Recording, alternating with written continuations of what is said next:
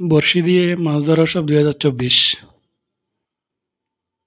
এতে উপস্থিত থাকেন রাউজানের সাংসদ জনাব এম ফজলে করিম চৌধুরী এমপি।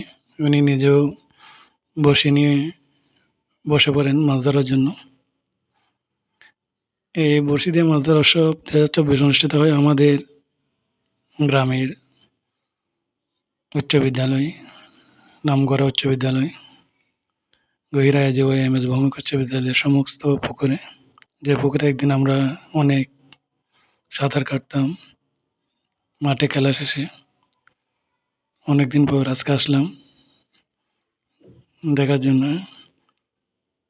পুকুরের চতুর্পাশে মৎস্যপ্রিয় মৎস্য শিকারীরা বড়শি ছিপ ফেলে বসে আছে মাছ ধরার জন্য। যদিও এতটা ধৈর্য আমার নেই।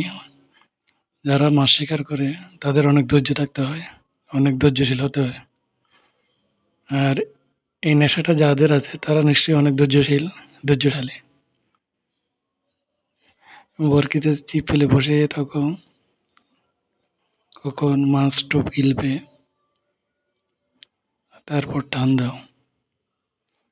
অনেক সময় অনেকক্ষণ বসে থাকতে হয়। মাছ টোপ গিলে তো গিলে না, গিলে তো গিলে না। মাছ শিকারি, মৎস্য শিকারি আর মাছের মধ্যে চলে এক লুকোচুরি খেলা, নতুন প্রেমের মতো। হয় তুমি ধরা দাও, না হয় আমি ধরা দিব, হয় তুমি ধরা দাও, না হয় আমি ধরা দিব। কে আগে দিবে একটা প্রতিযোগিতা চলে মৎস্য শিকারী আর মাছের মধ্যে। অনেক সময় মৎস্য শিকারী জয়লাভ করে, আবার অনেক সময় মাছ জয়লাভ করে, মাছ টোপ গিলে চলে যায়, ধরা দেয় না। অনেক সময় মৎস্য শিকারী তার টোপের মধ্যে মাছকে আটকে রাখে। আসলাম অনেকদিন পর, স্কুলেও দেখা হলো, বড়শিতে মাছ ধরা দেখা হলো। সুন্দর একটা আমেজ, একটা ছোটোখাটো উৎসবও বলা যায়। সবাই, আমার মতো অনেক দর্শক আছে, সবাই ওদের আগ্রহে দেখতেছে কে কত বড় মাছ তুলতে পারে। আবার মৎস্য শিকারীরা তাদের ছিপ পুকুরে ফেলে বসে আছে কে কত বড় মাছ তুলতে পারে। ধৈর্য, শিল্প সবটার একটা আমেজ বলা যায়।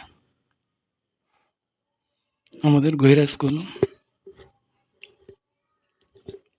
সুন্দর, প্রকৃতি, ফুল, পরিষ্কার,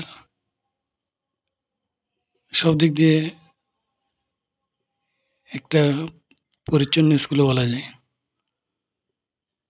এই স্কুলটাকে।